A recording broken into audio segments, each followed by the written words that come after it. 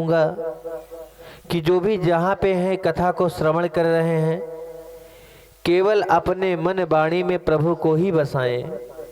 देखो, भगवान से दिखावा नहीं करना चाहिए। भगवान को न दिखावा पसंद है, भगवान को न बनावट पसंद है, भगवान को न बहुत बड़ाई पसंद है। भगवान तो अपने भक्त के हृदय में केवल केवल भाव देखते हैं। प्रथम दिन में बड़ा ही सुंदर शुभारंभ में कहा कि भाग्योदयन बहुजन्म समर्जितेन परम च लभते पुरुषो यदा वै। ये हमारे और आपके एक जन्म को नहीं कहा, 2 जन्मों को नहीं कहा, कई जन्मों का पुण्य उदय हो। जब जन्म जन्मांतर का कल्प कल्पांतर का पुण्य उदय होता है तो भगवान की चर्चा सुनने और करने को मिलता है। क्योंकि जीवन का किसी का एक पल भी भरोसा नहीं है। प्रभु की कृपा है तो आप चल रहे हो, प्रभु की कृपा है तो आप भोजन कर रहे हो, प्रभु की कृपा से ही सब हो रहा है। कहते हैं ना, करते हो तुम कन्हैया मेरा नाम हो रहा है, अब मझधार में भी अटके भव पार हो रहा है। जो नाव मझधार में फंस जाए तो मेरा श्याम सांवरा मझधार से नाव भी पार लगा देता है। कल्पांतर कि जब पूर्ण उदय होता है तो ऐसे भक्तिमय अनुष्ठान में हमें सौभाग्यता मिलता है। आप लोग तो इतने बड़े भागी हो कि ठाकुर जी की कलश यात्रा में सम्मिलित हुए, ठाकुर जी की कथा में सम्मिलित हुए, हर कार्य में सम्मिलित हो रहे हैं। तो आप सबसे बड़ा भागी संसार में दूसरा कोई नहीं है। और ये एक चीज बताएं, संसार में हर रिश्ता कैसा भी हो, चले न चले, हर कार्य पूर्ण हो न पूर्ण हो, लेकिन अगर ठाकुर जी से प्रीत लगाए हो तो हर कार्य होगा, आज नहीं तो कल होगा। याद रखना, विश्वास कभी न टूटने पाए। और कहा, अज्ञान हेतु कृत मोह मदांधकारम नासम विधाय तदो ये विवेका। हमारे और आपके अज्ञान रूपी अंधकार में फंसे हुए से हमें प्रकाशमयी करके प्रभु के मार्ग में ले जाने का कार्य करती है कथा। ऐसी भक्तिमयी अनुष्ठान बिना गोविंद की कृपा से, बिना श्याम सुंदर की कृपा से न हम आप कर सकते हैं और न करा सकते हैं। तो बड़ा ही पावन ऐसा दिव्य आज का समय है। और मैं तो कहता हूं, आप लोगों के ऊपर रमेश बाबा की बड़ी कृपा है। हाँ, ये बेचारे कहीं ना कहीं से भगवान को इतने बड़े भक्त हैं कि प्रभु के नाम लेने के लिए बुला ही लेते हैं, पकड़ा लेते हैं भक्त को अपने। बड़ी इन पे कृपा है। और आगे चलकर के बड़ी सुंदर शब्दों में कहा कि एक बात मैं आप लोगों को बताऊं। कहा, बिन सत्संग विवेक न होई, राम कृपा बिन सुलभ न सोई। बिना भगवान के सत्संग की कथा नहीं हो सकती, बिना संत महात्माओं का साथ पकड़े हुए भगवान का नाम नहीं हो सकता। क्योंकि लोग बैठे हैं एक दूसरे की भलाई बुराई कर लेंगे, हर काम करने के लिए समय है, लेकिन भगवान का नाम लेने के लिए उन पे समय भी नहीं है। तो भगवान की ही असीम कृपा है, ऐसा सुंदर सा समय भगवान ने आपको हमको दिया है। ऐसा समय व्यर्थ में न गवाएं। कहते ना, क्या भरोसा है इस जिंदगी का, साथ देती नहीं है किसी का। तो भैया, ऐसी जिंदगी का जब भरोसा ही नहीं है तो हम ऐसी जिंदगी को क्यों अपना माने। हम तो जो गोविंद ने हमको ये शरीर दिया है, उसी गोविंद का नाम हमको जपना है। कहा, गोविंद के चरणों में। और देखो भैया, कभी भी जीवन में भगवान के भक्त से मिलो तो ये मत कहो। आज के जमाने में कोई संत महात्मा से मिलते हैं तो कहते हैं, महाराज घर हो जाए, दुकान हो जाए, बेटा बेटी हो जाए, क्या करना है? किनके बेटा बेटी किनके संग रहे हैं बताओ?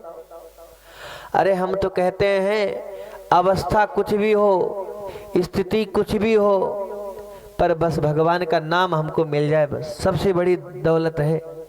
इस दौलत का तो कोई मोल ही नहीं बना है जो भगवान नाम की दौलत है। ये नाम ऐसा है कि जिस नाम को लेने से हम आप भवसागर पार हो जाएंगे, क्योंकि कलयुग में एक ही तो रास्ता है जो कि भवसागर पार करेगा। कौन सा रास्ता है? कौन सा रास्ता है? तो कहा, आइए बड़े ही प्रेम से बड़े सुंदर शब्दों में सजाया। कहते हैं, अरे कलयुग केवल एक ही आधार है भवसागर पार होने का। कौन सा? तो कहा, अरे कलयुग केवल नाम आधारा, सो मेरे नर उतरहि पारा। कलयुग केवल नाम आधारा, सुमर सुमर नर उतरहु पारा। सो मेरे नर उतरहि पारा। सुमर सुमर नर उतरहु पारा। श्री राम जय राम जय जय राम, बोलो श्री राम जय राम जय जय राम, बोलो श्री राम जय जय राम। श्री राम जय जय राम। बोलो गोविंद भगवान के हर हर। आज संख्याएं बहुत ज्यादा आई है, बड़ा अच्छा लग रहा है। अज्ञानियों को अज्ञान से मिटा देते, अंधकार को दूर करके अब भगवान के चरणों में प्रीति जिनका हो जाए। बोले महाराज जी, ये भगवान है कौन? भगवान करते क्या है? भगवान का रूप क्या है?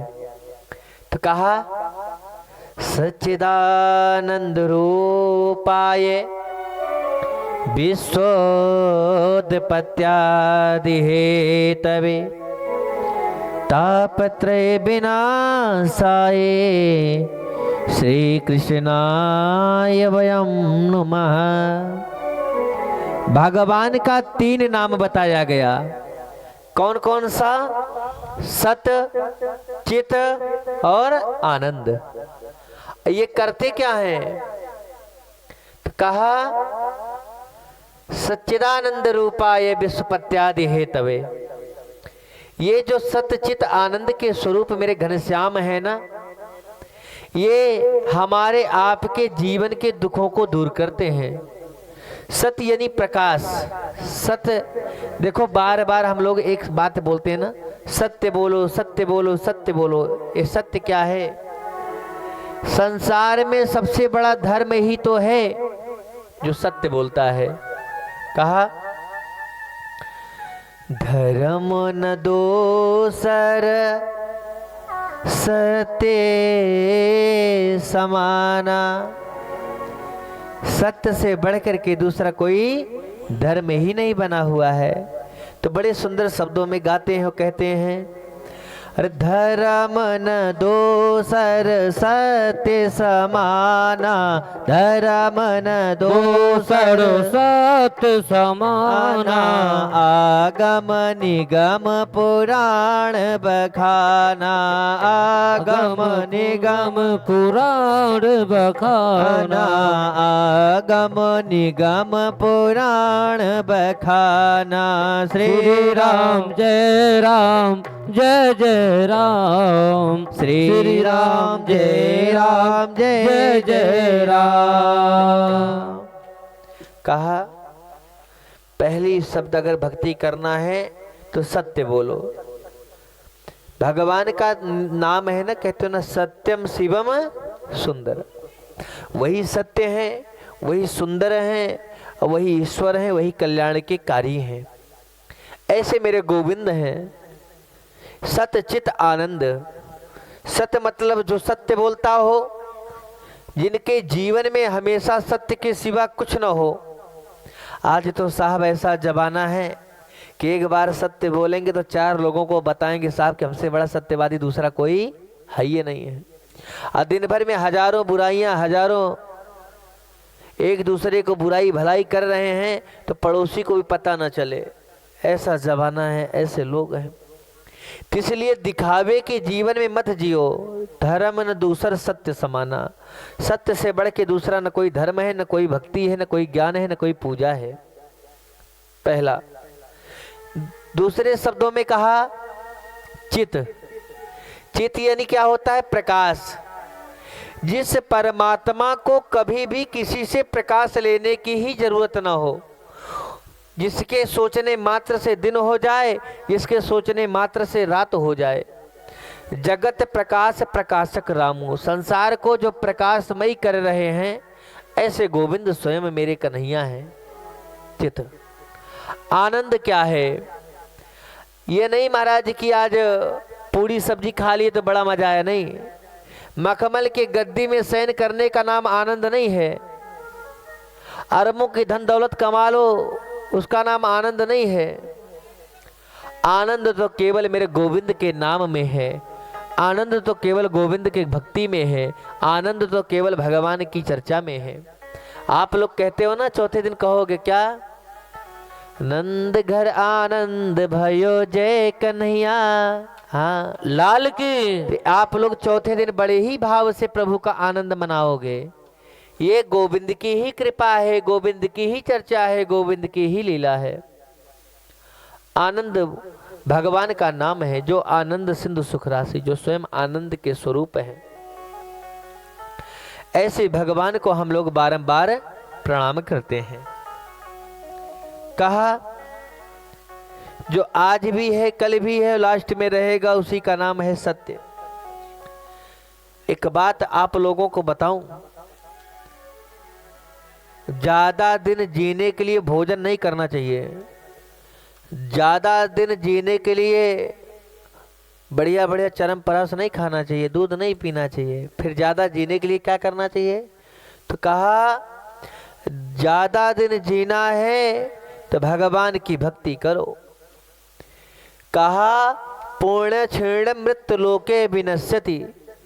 जब तक मनुष्य संसार में रहता है तो बोले कब तक रहता है? तो बोले जब तक उसके अंदर भक्ति रहती है, जब तक भगवान की किए हुए तपस्या रहती है, जब तक भगवान की साधनाएं रहती है, तब तक वह मनुष्य पृथ्वी पे रहता है। और जैसे तपस्या खत्म, साधना खत्म, वो मनुष्य भी खत्म हो जाता है और अंत में उसे कहाँ जाना पड़ता है। इसीलिए ज्यादा जीना है तो भगवान का नाम लो, भगवान की चर्चा करो। ये आपका अपने आप उम्र बढ़ा देगी। और भगवान का नाम क्या करता है? तो कहा 3 प्रकार के ताप को दूर कर देती है। बोले महाराज जो 3 प्रकार का ताप है कौन? तो कहा अरे दैहिक दैविक भौतिक तापा, राम राज का हो नहीं व्यापा। दैहिक दैविक भौतिक तापा, राम राज कहू नहीं व्यापा। दैहिक दैविक भौतिक तापा, राम राज का हो नहीं व्यापा। श्री राम जय राम जय जय राम, श्री राम जय राम जय जय राम। संसार में जो 3 प्रकार के कष्ट हैं, 3 प्रकार का कष्ट कौन सा है मैया? देह का कष्ट। शरीर में ऐसा रोग हो जाता है, दवा पे दवा खाते रहो पर ठीक होने वाला नहीं है। कष्ट मिलता रहता है, नहीं सहन करा किया जाता। दैहिक जो देह का ताप हुआ। भौतिक यानी पड़ोसियों के द्वारा, अपनों के द्वारा दिए हुए कष्ट, वो भी नहीं सहन किया जाता। तो दैहिक दैविक भौतिक। और भौतिक क्या कहते हैं? अभी कुछ दिन पहले कोरोना काल आया था ना, अपने आंखों के सामने अपने लोग मर रहे थे, क्या कोई किसी को बचा पाया? तो इसलिए दैहिक दैविक भौतिक त्रिविध ताप से बचना है, 3 प्रकार के कष्ट से बचना है, तो गोविंद भगवान का आश्रय लेना ही पड़ेगा। प्रेम से बोलो भगवान, नेक से बोल लो, राधे राधे बोलो। हमको पता नहीं खा पी क्या है, इतने मोटे मोटे है गो है, बताओ बोलती ना है निकल गए। अभी एक देर बाद अनीता फिर जाएंगे खा के आएंगे। हाँ, भगवान को नाम ना नहीं निकल रहा है। कहते ना, संतन के संग लागे रे। कौन कौन लगेगा भगवान के नाम में? सब लोग लगोगे तभी तो आए हो। तो मस्ती में झूमते हुए सब लोग गाइएगा बड़े भाव से। संतन के संग लाग रे तेरी बिगड़ी बनेगी। संतन के संग लाग रे तेरी बिगड़ी बनेगी। बिगड़ी बनेगी तेरी किस्मत जगेगी। बिगड़ी बनेगी तेरी किस्मत बनेगी। अरे बिगड़ी बनेगी तेरी किस्मत जगेगी। बिगड़ी बनेगी तेरी किस्मत बनेगी। अरे संतन के संग लाग रे तेरी बिगड़ी बनेगी। संतन के संग लाग रे तेरी बिगड़ी बनेगी। जय भोला बाबा के।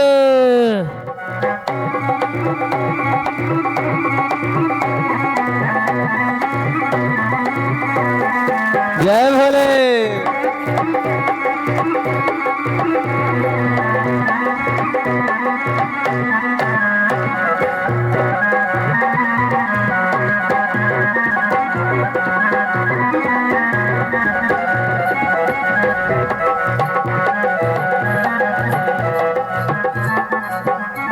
एक बात बताओ, आप लोगों को आनंद नहीं आ रहा है?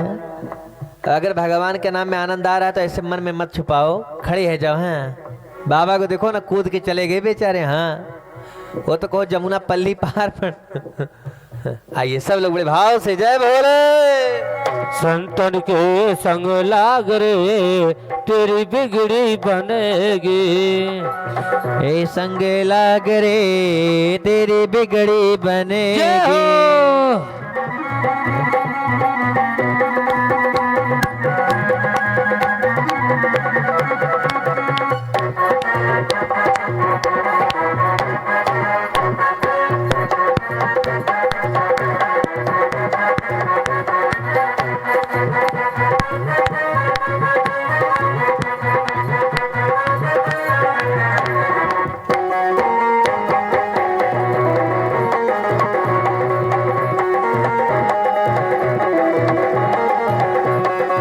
संतन संग कर पुण्य कमाई। संतन संग कर पुण्य कमाई। अरे पुण्य कमाई, देखो पुण्य कमाई।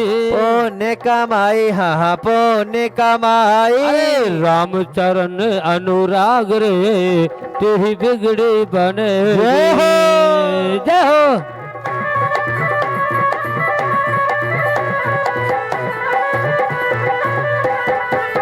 जय जय।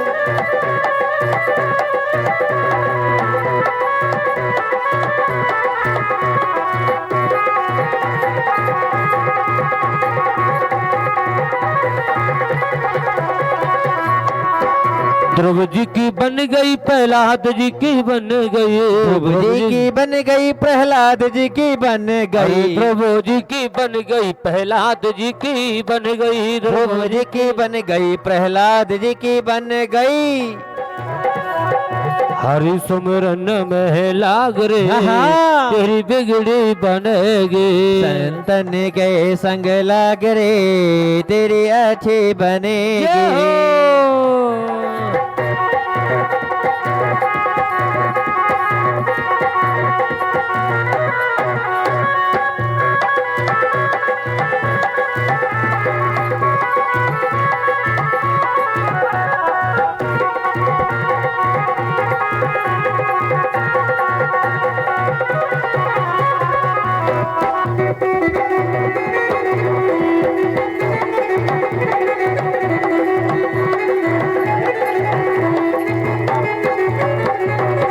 कागा से तो हंस करेंगे, कागा से तो हंस करेंगे, अरे हंस करेंगे बाबा, हंस करेंगे, हंस करेंगे बाबा, हंस करेंगे।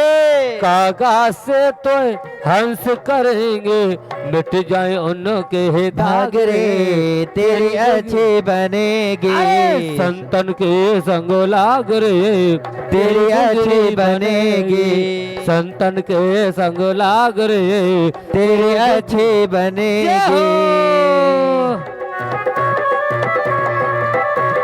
क्या करे रमेश बाबा फल्ला के।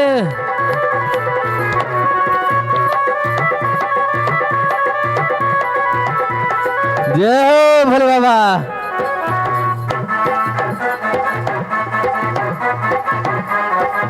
हाँ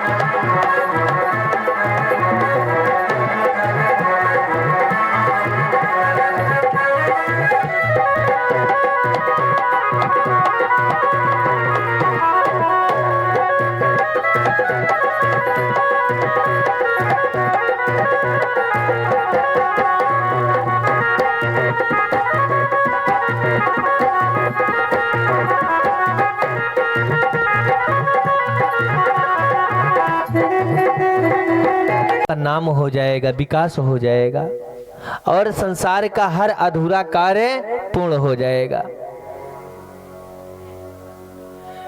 अब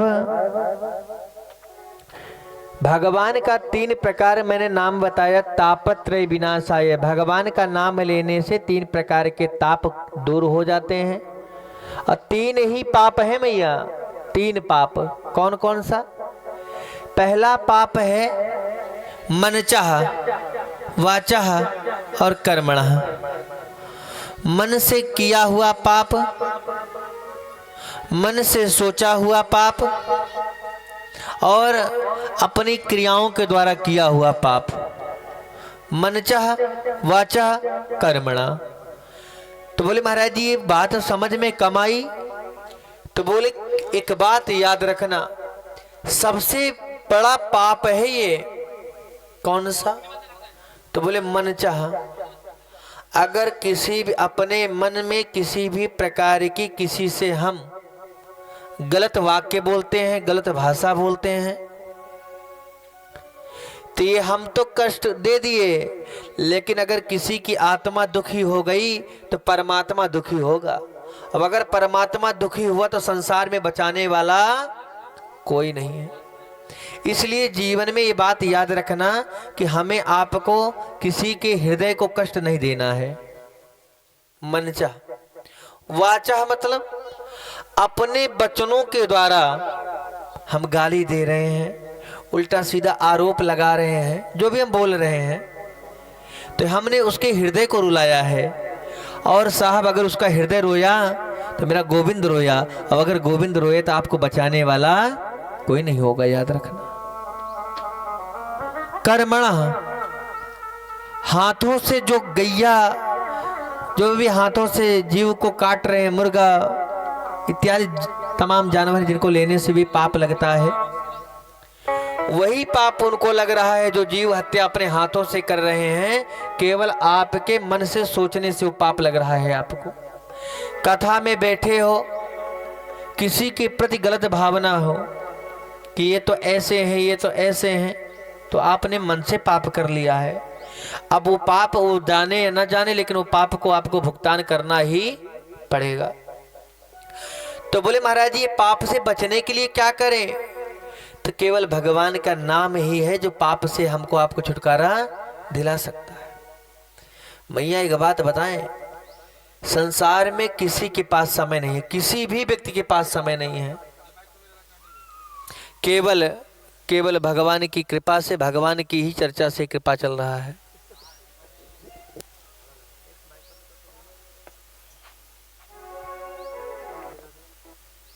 सोई जानियो जाके राम नाम धन हो। बड़ी सुंदर शब्दों में सजाते हैं और कहते हैं महाराज कि संसार के हर व्यक्ति गड़बड़ है संसार का धनी नहीं कहा गया, महल अटारियों का धनी नहीं कहा गया, मकान दुकान पैसा रुपया बनाने वाले को धनी नहीं कहा गया। अगर सबसे बड़ा धनी है कोई तो किसे कहा गया? जाको राम नाम धन होए। जिनके पास भगवान राम नाम का धन है उसके पास सारा धन है, और जिसके पास भगवान के नाम का ही धन नहीं है भैया, उसके पास कोई भी धन नहीं है। इसीलिए कहा श्री कृष्णाय वयम नुमः। ऐसे भगवान कृष्ण को हम प्रणाम करते हैं जो भक्तों पर कृपा ही कृपा बरसाते हैं। और ऐसे ही श्री कृष्ण प्रभु को हम सब मिलकर प्रणाम करते हैं, क्योंकि भागवत में प्रतिपादाय मेरे गोविंद भगवान, इसलिए महात्मा के प्रथम श्लोक में ही वंदन किया गया कि भागवत के पूज्य आचार्य श्री सुखदेव स्वामी जी का बड़ा वंदन किया गया। जिन सुखदेव भगवान के मुखारविंद से राजा परीक्षित को परम धाम मिलता है, ऐसे सुखदेव भगवान को हम लोग कोटि कोटि प्रणाम करते हैं, जिनके द्वारा आज हम लोगों को ये भक्तिमय अनुष्ठान का शुभारंभ मिल रहा है। नैमिषे सूतमासीनम मम वादाय महात्म्यतम कथा अमृत रस स्वाद कुशल सौनकादो वृत्तता। करते हैं, वंदन करते हैं। वो नैमिषारण्य के नाम मात्र लेने से ही मनुष्य का कल्याण हो जाता है। बोले महाराज जी नैमिषारण्य क्षेत्र है कहाँ? तो एक बार नारद जी भगवान विष्णु के पास गए। भगवान विष्णु से कहा कि मेरी भक्ति मेरे मन में नहीं जगती, कुछ भक्ति का स्थान बताओ, कुछ भक्ति का स्थान बताओ जहां पे जाकर के मुझे भक्ति करने की इच्छा हो रही है। तो बोले ठीक है, मैं अपने चक्र को छोड़ रहा हूं, ये चक्र मेरा जहां जाकर के गिरेगा वहीं पर तुम भक्ति करना। आज आगे आगे चक्र है, पीछे पीछे भगवान नारद जी। वह चक्र जाकर के नैमिषारण्य तीर्थ स्थान पे गिरा, जहां नैमिष नाम का एक जंगल था। वह जंगल में जाकर के गिरा और वहीं पर जाकर के सुंदर सा समाधि लगी और बड़े भाव से भगवान की भक्ति भई। ऐसे नैमिषारण्य क्षेत्र को भी प्रणाम करने से मनुष्य का कल्याण हो जाता है।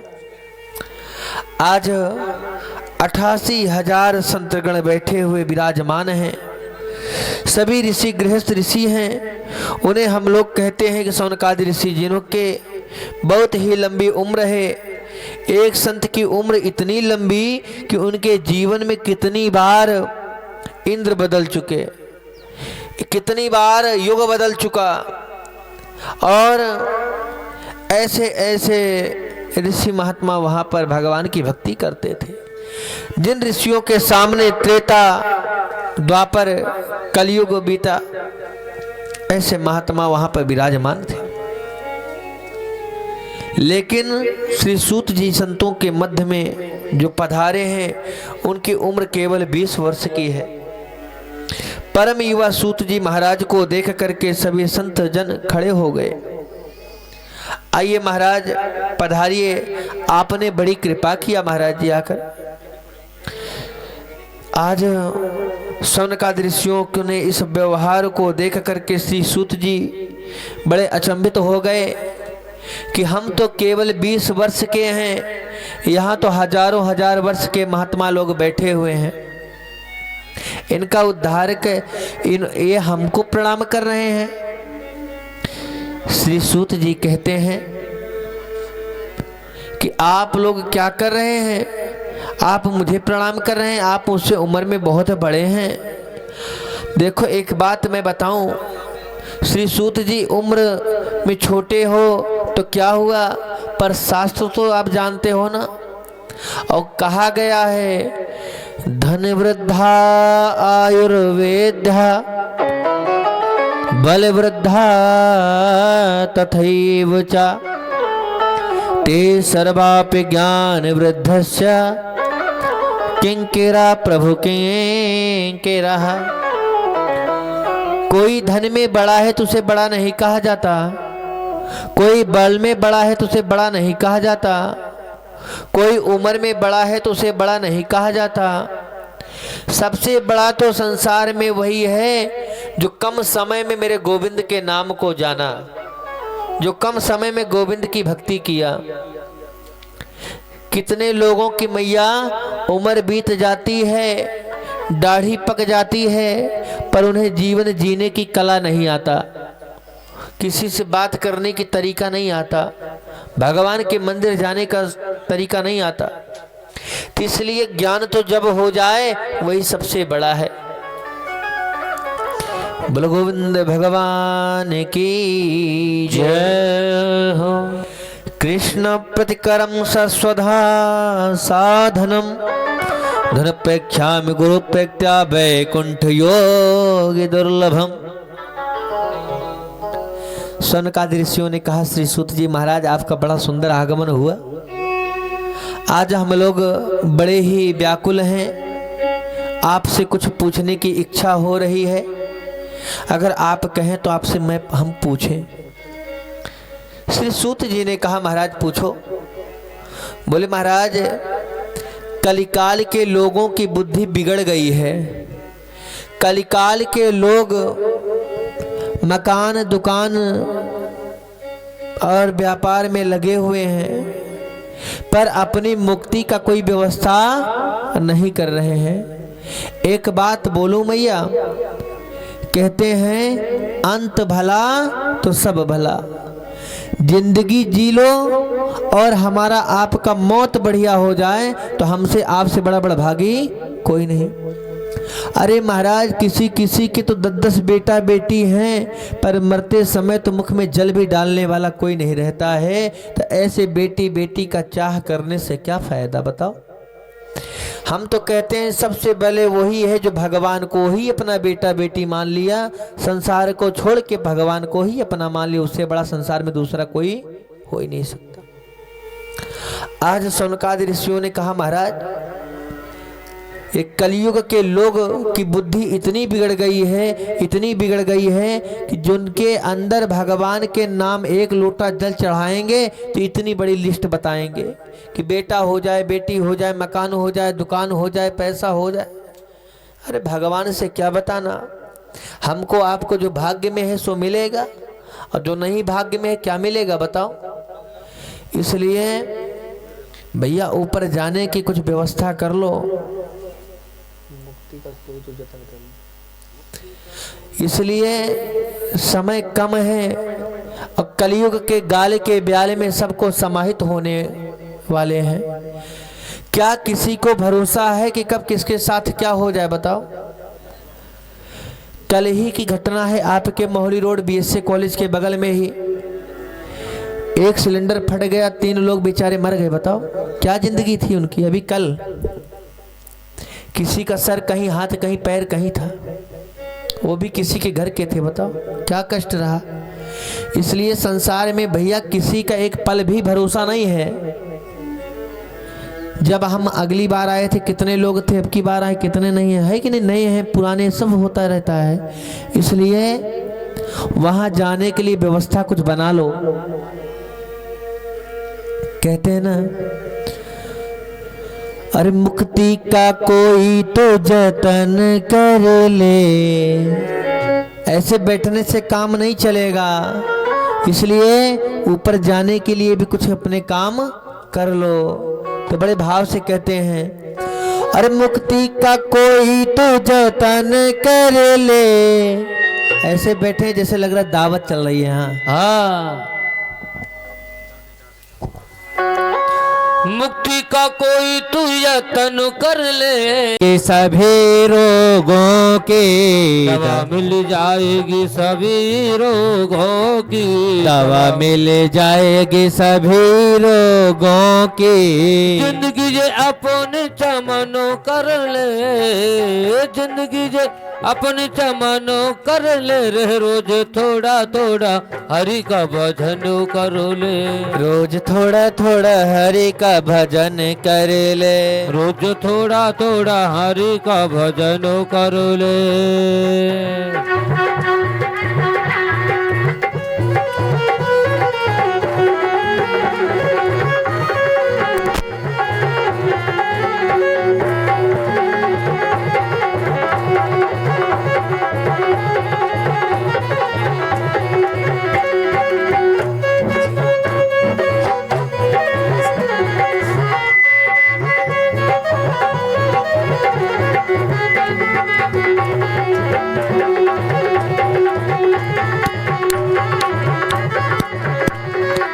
संत की जग में यही निशानी संत की जग में एक निशानी अच्छे वचन और मीठी वाणी अच्छे वचन और मीठे बानी काम क्रोध ये दफन कर ले काम क्रोध ये दफन कर ले रे रोज थोड़ा थोड़ा हरि का भजन करो ले रोज थोड़ा थोड़ा हरि का भजन कर ले रोज थोड़ा थोड़ा हरि का भजन करो ले जय भोले।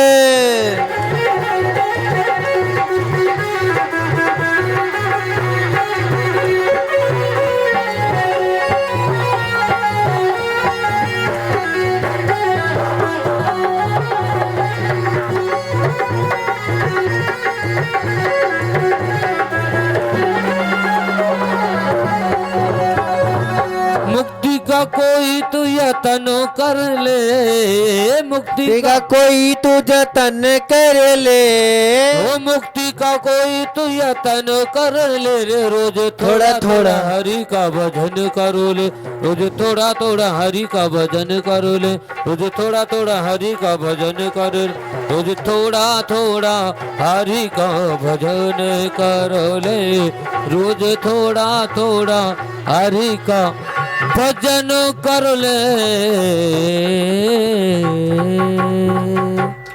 जय जय श्री राधे राधे श्याम।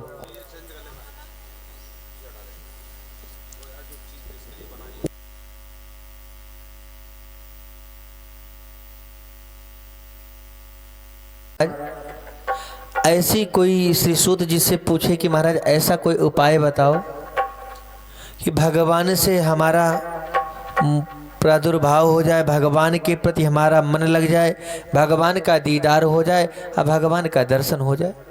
ऐसा कुछ बताओ ना हमको। आज कहा कृष्ण प्रतिकरम शाश्वत साधनम दत्तरा भव। हे महाराज ऐसी कोई साधना बताओ ना जिस साधना से मेरा गोविंद रिझ जाए। कैसा आवाज फट रहा है। जिस साधना से मेरा गोविंद मिल जाए और प्रभु का दीदार हो जाए। तो कहा श्री सूत जी कहते हैं कि भागवत की कथा सुनने का अवसर देवताओं को भी दुर्लभ है। एक बार देवताओं को पता चला कि राजा परीक्षित को श्री सुखदेव भागवत रूपी अमृत पिला रहे थे। बाहर भी जाके बात कर सकते थे। अब आगे चल कर के कहते हैं कि वो अपने ही तुम पता बता दो मैं बात बतला।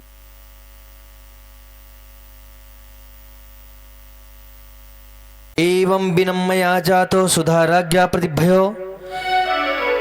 जिस प्रकार से श्री सुखदेव भगवान ने राजा परीक्षित को 7 दिन मरने का श्राप लगा और अमृत का जो पान कराए थे वही पान कृपा करके हमको भी आप कराने की कृपा करें। तो बोले महाराज वो पान तो हम करा देंगे लेकिन भगवान की चर्चा सुनने का नियम होता है। भगवान की कथा ऐसे नहीं सुनी जाती, कथा का पहले नियम जानो। तो बोले महाराज कृपा करके नियम ही बता दो। बोले भगवान की कथा में कभी भी जाओ तो अपने अंदर अहंकार को छोड़ करके जाओ, क्योंकि अहंकार से भगवान मिलते नहीं है, अहंकार से भगवान दूर हो जाते हैं। जिनके अंदर अहंकार है उनको भगवान का दर्शन तो छोड़ो साहब, उनके परछाई से भी भगवान दूर हो जाते हैं। इसलिए अपने जीवन में पहली बात तो अहंकार को छोड़ दो। तो आज सनकादि ऋषियों ने कहा महाराज ठीक है। श्री सूत जी ने कहा और भी एक है, कथा सुनने का नियम है कि जब आपके मन में ये भावना हो कि भगवान की भक्ति हमें करनी है,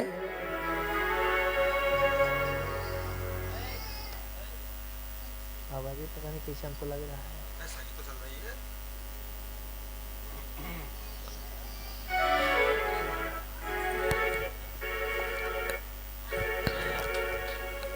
जा करके बड़े ही प्रेम से सनकादि ऋषियों को आज श्री सूत जी कहते हैं कि भोजनम तो मरम मन्ने निग्ध विग्ध करो में हम।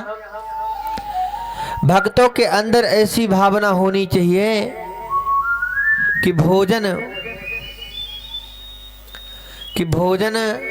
उतना ही कथा में करके जाया जाए जिससे कि कथा में नींद ना आवे, और कथा में भोजन वैसे हो सके तो एक ही टाइम करें, व्रत रह करके कथा सुने, लेकिन जिनसे न रहा जाए वो 2 टाइम भोजन करें, और जिनसे और न रह जाए 3 टाइम भोजन करें, और जिनसे और न रह जाए 5 टाइम भोजन करें, पर भगवान की चर्चा को सुने चाहिए।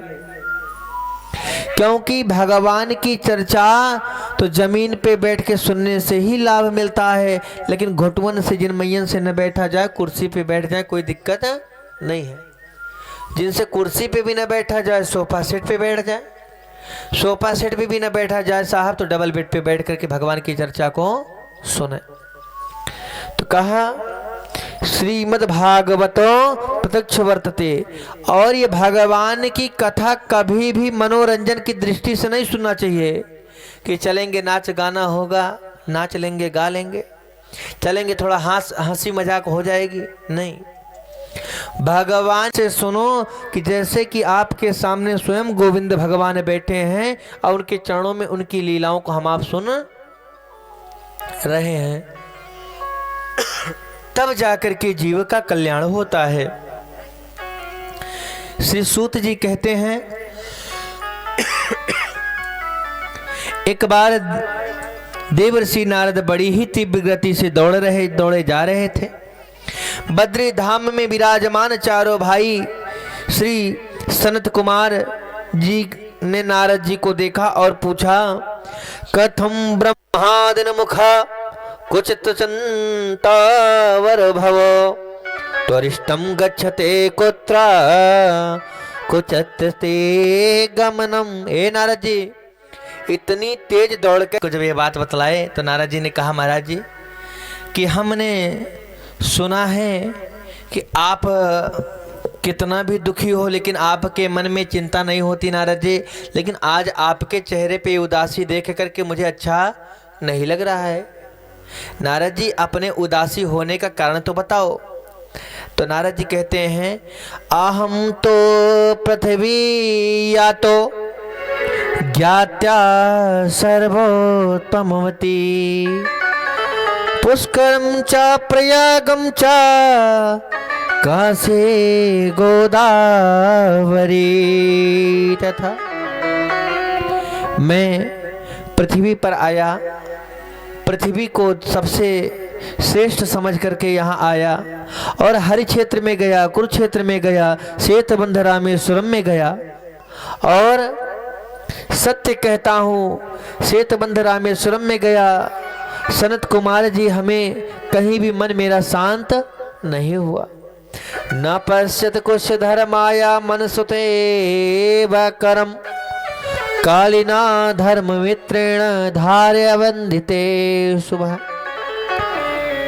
कलयुग के प्राणियों में न कोई सत्य बोलता है, और कलयुग वृद्ध कलयुग में बिगाड़ सबकी बुद्धि को बिगाड़ रखा है, मति को बिगाड़ रखा है।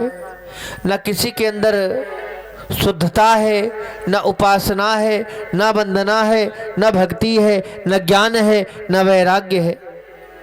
सब अपने अपने के चक्कर में दुनिया को भूल बैठे हैं और एक दूसरे से ईर्ष्या कर रहे हैं। इसलिए हे नारद, कृपा करके ऐसी कोई उपाय बताओ ना, जिसको करने से मनुष्य के अंदर की यह अभिमान भी दूर हो जाए। कहते हैं राम जी की इच्छा से हो जाए तो कोई बात नहीं। संत का देखो भैया, संत का केवल दर्शन हो जाए तो मनुष्य का कष्ट दूर हो जाता है, संत का स्पर्श हो जाए तो कष्ट दूर हो जाता है, और संत का कृपा मिल जाए तो दूर हो जाता है। आज नारद जी संत के भेष में है। तरुणी प्रभुता गे है श्याम लोके बुद्धिदाय कहा, कन्या विकंत्रिणी लोभा दंपते नाम च कल्पना। सनत कुमार बोले, यदि घर में नई बहू आ जाए तो आजकल भैया नई बहू को घर में बहुत चलता है। चलना भी चाहिए, ठीक है, लेकिन नई बहुओं को भी ये सोचना चाहिए कि हमसे भी बड़ी हमारी मैया हैं, उनको भी ध्यान रखना चाहिए। और कहा आजकल तो परिवार में नेक सो झमेला हो जाए तो भाई भाई में आज नीचा दिखाने के लिए धन कमा रहे हैं, भाई भाई को मारने के लिए धन कमाते हैं। आजकल किसी के घर में एकता नहीं हो रही है। कलयुग ने लोगों को बुद्धि को बिगाड़ रखा है। इसीलिए कहते हैं आजकल नेक सो घर की फैसला हो जाए तो भैया लोग साले साहब को बुला लाएंगे कि आप ही आकर के फैसला कर दो। हमारे तो ब्रज में बड़ी सुंदर सी कहावत है कि दीवार बिगाड़े, बोलो आरो, घर बिगाड़े 100 बोल नहीं रही भैया। तुम सबन को भैया लगे ना तो कहाँ से बोलोगी? हाँ सारो। तो भैया पारिवारिक मैटर में तो भैया साले साहब की ज़्यादा ज़रूरत मत लिया करो। हाँ नहीं, साले साहब तो चाह ही रहे हैं कि हमें मिले, इस घर के पुरखा हो जाए। हाँ तो भैया भैया भैया में समझौता कर लो। आगे चल कर के महाराज आज आप लोगों को पता है कि कौरवों की परिस्थिति को आप लोग जानते हैं। क्या हुआ था, एक शकुनी मामा ही देखो क्या से क्या कर लिए, कितनी बड़ी युद्ध करवा दिए। भाई भाई में तलवार चल गई। कन्हैया जी समझाने आते हैं, कोई नहीं मानता है। फिर कन्हैया जी भी लास्ट में बता देते हैं, अरे कौरवों अभी युद्ध नहीं जानते हो तुम क्या होता है। युद्ध में कितनी मैयाओं का सुहाग उजड़ जाता है, कितनी मैयाओं का कोख उजड़ जाता है। अभी तुम युद्ध सुने हो, बस अभी जानते नहीं हो। फिर भी कोई नहीं माना। कहते ना, जब नाज मनुष्य पे छाता है तो बुद्ध विवेक मर जाता है। जब मनुष्य के अंदर अहंकार हो जाता है, बुद्धि बिगड़ जाती है, तो क्या अच्छा है क्या बुरा है वो देख नहीं पाता, कर नहीं पाता, और एक दिन उसी के कष्ट में उसे मरना भी पड़ता है। भगवान कन्हैया के भी समझाने पे कौरव लोग नहीं माने थे। भगवान कन्हैया ने खूब समझाया था कि युद्ध मत करो, भाई भाई हो। बोले महाराज युद्ध के बिना तो सुई के नोक के बराबर भी जमीन नहीं देंगे। कलि धर्मा मित्रेण धैर्य धनते योधुना। अधर्म का मित्र जो कली है ना, उसने लोगों की बुद्धि को विकृत कर दिया है महाराज। लेकिन मैं जब भी श्री धाम वृंदावन में आया तो वहां एक कौतुक देखा। बोले महाराज क्या देखे? तो कहा एक युवती के पास 2 पुरुष मूर्छित अवस्था में पड़े हैं। वह स्त्री जोर जोर से रुदन कर रही है महाराज। जब मैं उस स्त्री के पास जाकर के मैं प्रणाम किया, मैंने कहा, ये बात को सुनकर के पृथ्वी मैया और तेज तेज रोने लगी। बोले महाराज मैं स्वयं पृथ्वी हूं। बोले आप पृथ्वी हो तो रो क्यों रही हो? बोले जो आप बच्चा देख रहे हो ना, ये कौन है पता है? बोले कौन है? बोले ये मेरा बेटे हैं। आप ही बताओ, किसी माँ बाप के सामने उसका बच्चा वृद्ध हो गए हैं, बड़ा ही कष्ट है महाराज। तब जा करके कहते हैं महाराज ये क्या हो गया? आज पृथ्वी मैया हाथ जोड़ करके नारद जी से कहती, जो आप देख रहे हो मेरे चारों पुत्र हैं। बोले कौन है? बोले यही तो मेरे सनत कुमार सनत नंदन भगवान चारों पुत्र हैं। और जैसे मैंने वृंदावन धाम आया तो वृंदावन धाम में मैंने क्या देखी कि मैं युवा हो गई और मेरे चारों बच्चे बूढ़े हो गए। इनके लिए नारद जी कोई उपाय बताओ ना। तब आकाशवाणी हुई, यदि तुम ज्ञान वैराग्य की बुढ़ापे को दूर करना चाहते हो तो तुम क्या करो? बोले क्या करें? तो बोले भक्ति करो, भगवान की भक्ति करो।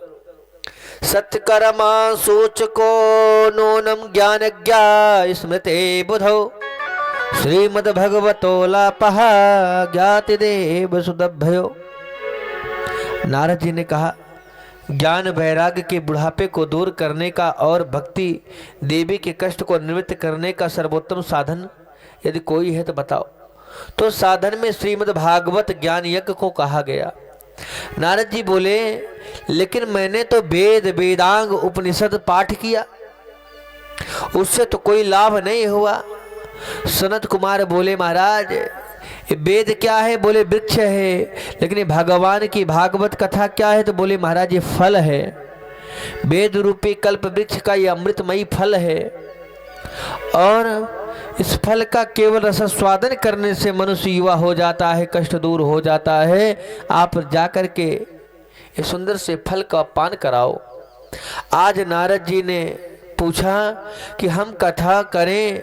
सनत कुमार ने उनसे कहा कि हरिद्वार में करो, गंगा जी में करो। एक सुंदर तट आनंद नाम का तट है, वहाँ पर वेद व्यास जी मंच पर विराजमान हैं और चारों भाई सनत कुमार आसीन पर बैठे हुए हैं। क्योंकि भागवत को करने वाले नारद जी अविरक्त होकर के सुनने वाले भी गृहस्थ लोग हैं।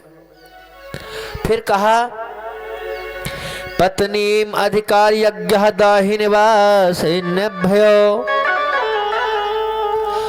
कथा में नियम है कि यदि कार्य में पत्नी की बाईं तरफ बिठाते हैं तो, लेकिन भागवत कथा में तो श्रवण और पूजा में पत्नी को दाईं ओर बिठाना चाहिए।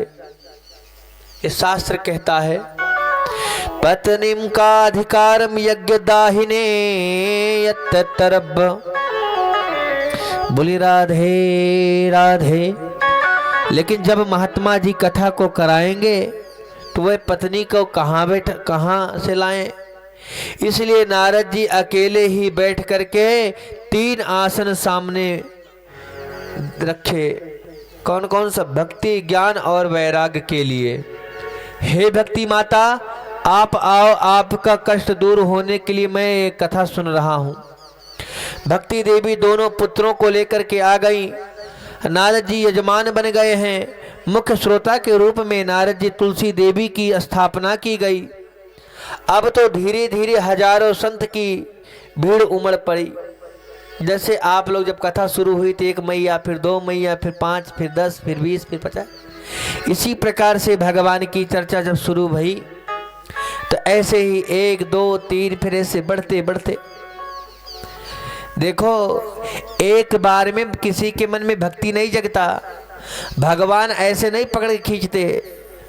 धीरे धीरे धीरे धीरे एक दिन ऐसा होगा कि 7 दिन तक में ये पंडाल भी छोटा पड़ जाएगा। केवल भगवान की ही कृपा से हो सकता है। भक्ति ज्ञान वैराग्य आसन पर आसीन हो गए। सनत कुमार महाराज जी बड़े ही सुंदर मन से भगवान की चर्चा को सुन रहे थे और भक्ति अपने दोनों पुत्रों को साथ आकर के विराजमान होकर के कथा को सुन रही थी। सनत कुमार जी ने कहा मैं आपसे एक प्रश्न करना चाहता हूँ। बड़ी ही सुंदर शब्दों में बोले पूछिए। नारद जी ने कहा पूछो। बोले हाँ।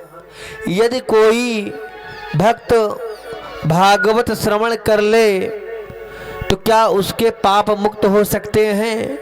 क्या उसके कष्ट मुक्त हो सकते हैं? क्या उसके पाप संताप दुख दूर हो सकते हैं? बोले हाँ महाराज। तो कहा ये मानव पाप कृत सर्वदा सदाचार रत विभाग। जो मनुष्य कलकाल कलयुग में दुविचार कर रहे हैं, पापों में डूबे हुए हैं, उनका भी ये कथा सुनने से कल्याण हो सकता है। तो बोले महाराज जी इसमें बिल्कुल भी संदेह नहीं। क्रोधग्नि दग्धा कुटिलस्य कामिनः सप्तस्य यज्ञेन कलियोपयन्ते। कहा जिस मनुष्य जीवन भर सत्कर्म ना किया हो, यदि 7 दिन एक स्थान पे बैठ करके भगवान की कथा को श्रवण कर ले तो ऐसे मनुष्य के जीवन भर किए हुए पाप भी दूर हो जाते हैं। प्रेम से बोलो राधे राधे। थोड़ा धीरे बोलिए ना, कोई सुन न ले। चश्मा है देखो कितना तेज बोल रहे हैं। लाला भी बोल रहे राधे राधे। आगे चल करके महाराज जी कहते हैं ऐसा व्यक्ति भी किसी अध्याय से 7 दिन तक अगर कथा भगवान की सुन ले तो उसे भी मोक्ष ही मोक्ष मिल जाता है। नारद जी बोले बात तो कुछ समझ में नहीं आया। तो कहा तुंगभद्रा पर्वते भूतम पंतानम मुक्तिता भयो यत्र वर्ण स्वधर्माय सत्यकर्मा तत्परः। कहा तुंगभद्रा नदी के किनारे एक बहुत सुंदर नगर था। उस नगर में उत्तम कुल के एक ब्राह्मण रहते थे। वह ब्राह्मण भगवान को जानने वाले थे, वेद पुराण को कहने वाले थे, पूजन पाठ करने वाले थे। उन ब्राह्मण का नाम क्या था? आत्मदेव। और सबको जाते ज्ञान देते, उपदेश देते, भगवान की भक्ति से जोड़ते। और उनकी पत्नी जितना भैया ज्ञानी थे उतनी ही सुंदर उनकी देवी जी थी। उनका क्या नाम था? धुंधली देवी। यथा नामो तथा गुणो। इतना दिखावा करती साहब कि पति बेचारे कहीं से आते तो आरती की थाली लेकर के दरवाजे पे खड़ी हो जाती। पति तो बड़े खुश होते, वाह भाई वाह, पत्नी हो तो ऐसी हो। दिखावे में तो महाराज जी पूछो मत। आज अति भक्ति चचोर है लक्षण है। कहा जो ज्यादा बनावटी भक्ति दिखावे तो भगवान को नहीं भाता, भगवान उसे स्वीकार नहीं करते। क्योंकि मेरे प्रभु को क्या चाहिए? तो कहा निर्मल मन जन सो मोहि पावा। भगवान को पाना है तो जैसे आप लोग आए हो ना पागल बन के, ऐसे। हाँ, किसी के अंदर दिखावा ना हो साहब, किसी के अंदर ये भावना नहीं हो हम कौन है हम कौन नहीं। हम आप केवल भगवान को पाने वाले, भगवान के ही पुजारी हैं। अब भगवान ही चाहे तो खुश करे, चाहे तो दुखी रखे, मर्जी प्रभु की है। तो भगवान को दिखावा नहीं पसंद है। कहते हैं ना भगवान क्या नहीं चाहते? तो बोले महाराज दिखावे से प्रभु नहीं स्वीकार करते। मोहि कपट छल छेद्र न भावा, मोहि कपट छल छेद्र न भावा। मोहि कपट छल छेद्र न भावा, मोहि कपट छल छेद्र न भावा। भगवान को क्या क्या पसंद नहीं है? दिखावा। तो भगवान को पाता कौन है? तो कहा अरे निर्मल मन जन सो मोहि पावा, मोहि कपट छल छेद्र न भावा। अरे श्री राम जय राम जय जय राम, श्री राम जय राम जय जय राम। हले हले। भगवान की भक्ति तो केवल निर्मल मन से ही मिलती है महाराज। आगे चल करके बड़े ही भाव से आज नारद जी सुंदर सुंदर सी कथा को श्रवण कराते हैं। कहा अब पड़ोसियों को आना शुरू हो गया। बढ़िया पड़ोसी भी भगवान के धीरे धीरे बढ़ बढ़ के सब भगवान की चर्चा सुने। और 7 दिन इन्हीं भगवान की कथा सुन करके और कुछ नहीं, क्या मालूम भैया, सेवा रोज करते हैं, पर देखो पड़ोसियों में कहना अगर पड़ोसी आ गए तो हम क्यों ना आए। भगवान की चर्चा तो भैया बड़े ही मन से सुनो। कथम रोदस विप्रहते चिंतामयी भयो। आज आत्मदेव के मन में बड़ा दुख हुआ। क्या दुख हुआ? मैं कहता हूं ना, इसलिए संसार में पुत्र पाने वाले, बेटा बेटी की चाह करने वाले, देखो क्या होता है। इसलिए भागवत कथा में पहले ही दिन शब्दों में समझा दिया जाता है कि भगवान की भक्ति में बिल्कुल भी ये न सोचो कि बेटा हो तो भक्ति बढ़िया होती है, धन हो तो भक्ति बढ़िया होती है, मकान हो तो नहीं। भगवान की भक्ति तो केवल अपने हृदय से होती है। आज आत्मदेव महाराज बड़े ही ज्ञानी हैं, बड़े ध्यानी हैं। जाते हैं, एक दिन देखा कि लोग ताने मार रहे हैं कि ऐसे चेहरा मत देखो, इनके पास तो न बेटा है न बेटी है, ऐसे इनका चेहरा मत देखो। आज साहब बहुत दुखी है आत्मदेव, और उसी दुख के कारण आज आत्मदेव को बड़ा दुख हुआ और मरने के लिए चले जाते हैं, जो कि बड़े ज्ञानी ध्यानी रहते हैं। आज जैसे मरने के लिए वन में गए तो भगवान एक वृद्ध ब्राह्मण का रूप लेकर के आते, कहते हैं कथम विप्रह कते चिंता। ए विप्र देवता, ये आपके चेहरे पे चिंता क्यों हो रही है? आपके ये चेहरा लटका हुआ क्यों है? कोई दिक्कत हो गई है क्या? वदम सर महावस्था दुखी व कारणम।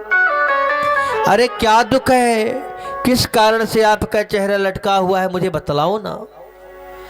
आज वह ब्राह्मण आत्मदेव रोता हुआ चरणों में गिर गया। प्रभु मैं आपको क्या बताऊं, लोगों के द्वारा कहते ना, आदमी खुद में खुद नहीं मरता, लोग मार देते हैं। कोई अपने आप में नहीं मरता, लेकिन कहते ना कुछ लोगों की बात ऐसी होती है साहब, मरने पे मजबूर कर देती है। आज आत्मदेव ने अपनी पूरी बात को बताया, महाराज कि मुझे अब मरना है। बोले क्यों मरना है?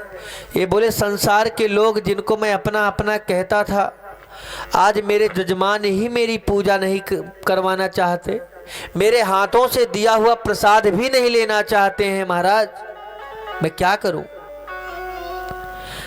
मैं मरना चाहता हूं।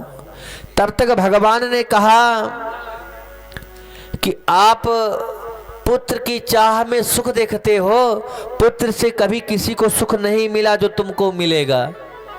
बोले नहीं महाराज, ये संसार के लोगों के द्वारा दिखावा हुआ नहीं बर्दाश्त होता, एक बार पुत्र की प्राप्ति हो जाए। तो बोले ठीक है। उन्होंने आशीर्वाद दिया और फल दिया, ले जाकर के अपनी देवी जी को खिला देना, भगवान की कृपा होगी तो सुंदर सा पुत्र प्राप्त होगा। आज आत्मदेव महाराज बड़े ही प्रसन्न मन से आए। ए देवी, मैं ऐसा व्रत लेकर के आया हूँ, ऐसा फल लेकर के आया हूँ जिसको खाने से पुत्र की भी इच्छा पूर्ण हो जाती है। अब धुंधली देवी ने मन में सोचा कि हे भगवान, ये फल मैं खा लूं, पता नहीं कैसा फल हो। अगर मान लो मैं खा भी लूं तो ठीक है, मेरे गर्भ में बच्चा रहेगा, धीरे धीरे मेरा पेट बड़ा हो जाएगा, मैं भोजन कम कर पाऊंगी। और कजा मान लीजिए कभी नगर में चोर आ गए तो मैं भाग भी नहीं पाऊंगी। और चोर को छोड़ो, अगर मान लो कभी जमुना मैया बढ़ गई तो मैं भाग नहीं पाऊंगी और डूब जाऊंगी। इसलिए उन्होंने कहा इससे बचने का एक ही उपाय है कि इस फल को क्यों मैं खाऊं, इस फल को क्यों मैं खाऊं। इस फल को उन्होंने क्या क्या गौ माता को खिला दिया और अपनी बहन से कह दिया, ए बहना तेरे पास तो 10-12 बच्चे हैं ना, ये जो बच्चा पेट में है क्या ये बच्चा मुझे दे सकती हो? अरे बहना सब तेरो तो है, क्या बात की तू कहती है, ले जाना।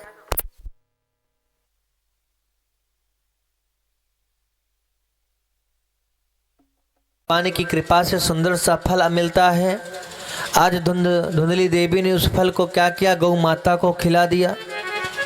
मैं एक बात आपको बोलूं, जब समय खराब होता है, किस्मत खराब होती है, तो भैया परछाई भी साथ छोड़ देती है। आज आत्मदेव महाराज के घर में ऐसी हालत है कि गैया है तो गैया भी बांझ हो गई है। खुद तो बच्चा नहीं हो रहा था, गैया को भी बांझ हो गई। और उसके बाद तुलसी का बिरवा रोज लगाते और रोज सूख जाती है। बड़ा ही कष्ट है महाराज। आज जैसे ही धुंधली देवी ने धीरे धीरे नाटक करना शुरू किया, महाराज जी मुझे पता नहीं कैसा लग रहा है, मेरे पेट में दर्द हो रहा है। तब आज आत्मदेव बड़े प्रसन्न होते कि लगता है ठाकुर जी की कृपा से कुछ न कुछ होने वाला है। धीरे धीरे समय बीता। आज प्रभु की ऐसी असीम अनुकंपा भई कि आज गौ माता भी जो बांझ थी वो भी गर्भवती हो गई। और बड़ा ही सुंदर गौ माता के पेट से सुंदर सा गोकर्ण, सुंदर से बालक का जन्म होता है, जिसका पूरा शरीर तो मानव का था, केवल कान ही किसका था, गैया का था। गोकर्ण सुंदर सा उनका नामकरण हुआ। और आज धुंधली देवी को भी बहाना करके उन्होंने भी अपने बहन से मंगवा लिया। आज आत्मदेव बेचारे बड़े खुश हैं कि आज प्रभु कहाँ देता नहीं और कहाँ देता है तो छप्पर फाड़ के देता है। कहाँ मेरी गैया बांझ थी, कहाँ पत्नी के बच्चे नहीं, आज पत्नी के बच्चे, गैया के भी बच्चे। प्रभु की बड़ी कृपा है। आप लोगों को पता है कि वह धुंधकारी बहुत बड़ा प्रेत बना। गोकर्ण तो चले गए तपस्या करने के लिए, माता पिता को मरना पड़ा।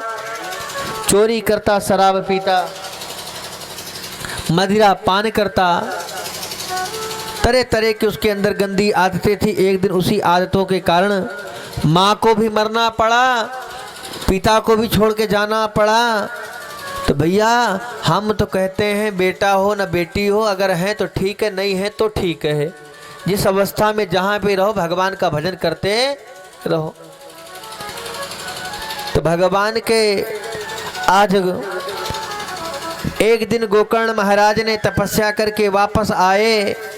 जैसे घर में गए तो कभी भैंसा बनता, कभी कुछ बनता, कभी कुछ बनता। गोकर्ण महाराज ने जल को अभिमंत्रित करके जैसे छिड़का, तुम कौन हो, क्या नाम है तुम्हारा। चरणों में गिर गया, भैया मैं आपका छोटा भाई हूँ धुंधकारी।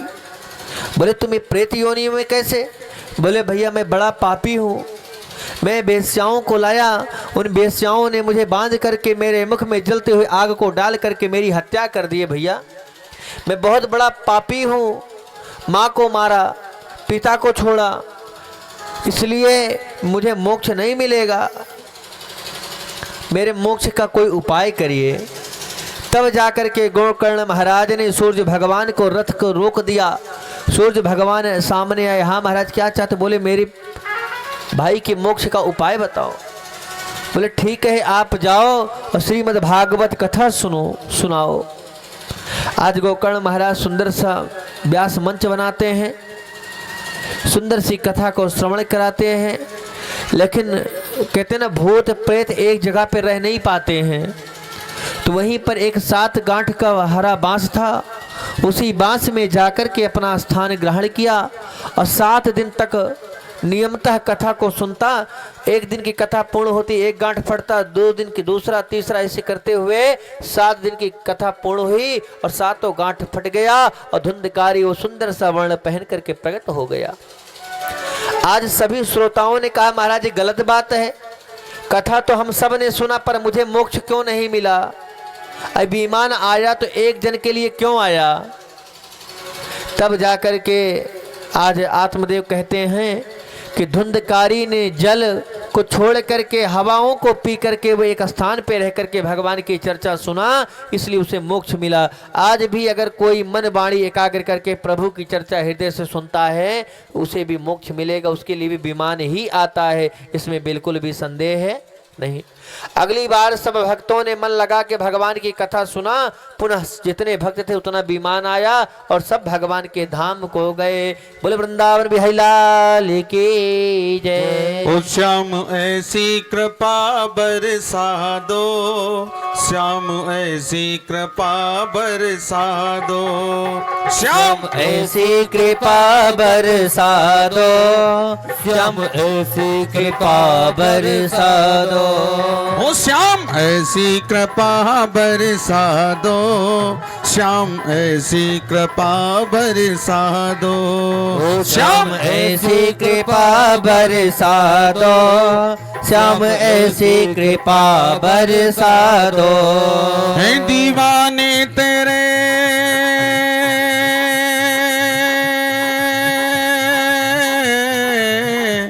दीवाने तेरे, इन दीवानों को दर्शन करा दो।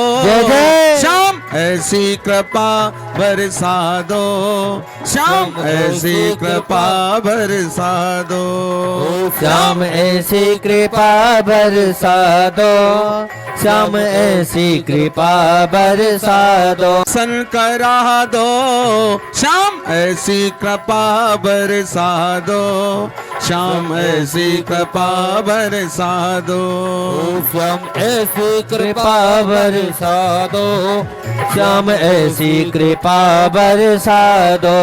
दोनों हाथ उठा के ताली बजा के हरि बोल।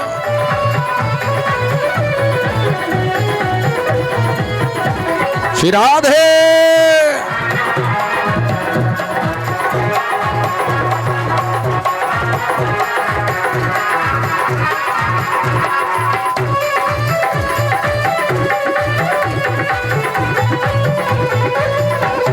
हरी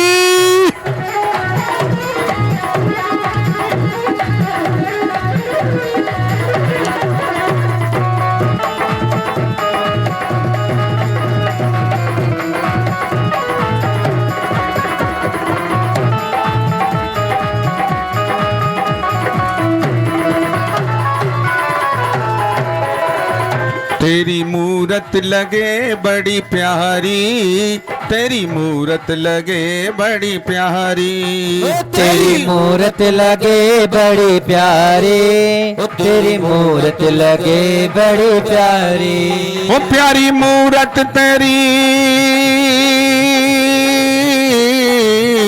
प्यारी मूरत तेरी, अपनी मोहनी सूरतिया दिखा दो।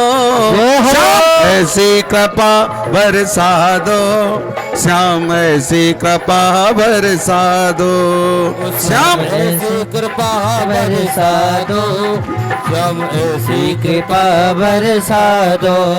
हैं दीवाने तेरे, इन दीवानों को दर्शन करा दो, श्याम ऐसी कृपा बरसा दो, श्याम ऐसी कृपा बरसा दो, श्याम ऐसी कृपा बरसा दो, श्याम ऐसी कृपा बरसा दो। मेरे प्यारे की जय हो।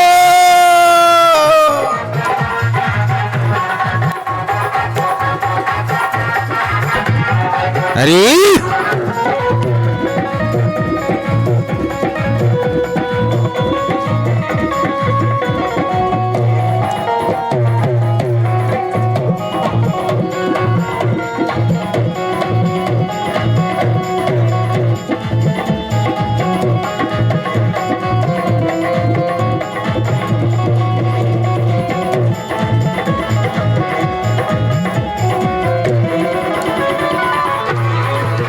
मैं तो जन्म जन्म से हूँ तेरा, ओ मैं तो जन्म जन्म से हूँ तेरा, मैं तो जन्म जन्म से हूँ तेरा, मैं तो जन्म जन्म से हूँ तेरा, मैं तो जन्म जन्म से हूँ तेरा, मैं तो जन्म जन्म से हूँ तेरा, मैं तो जन्म जन्म से हूँ तेरा। मेरे मन में सदा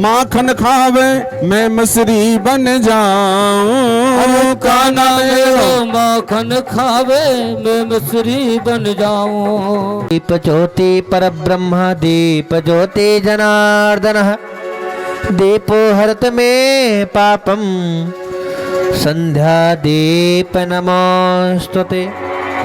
जिस घर में हो आरती चरण कमल चितलाए वह घर में प्रभु वासा करे ज्योति अनंत जलाए।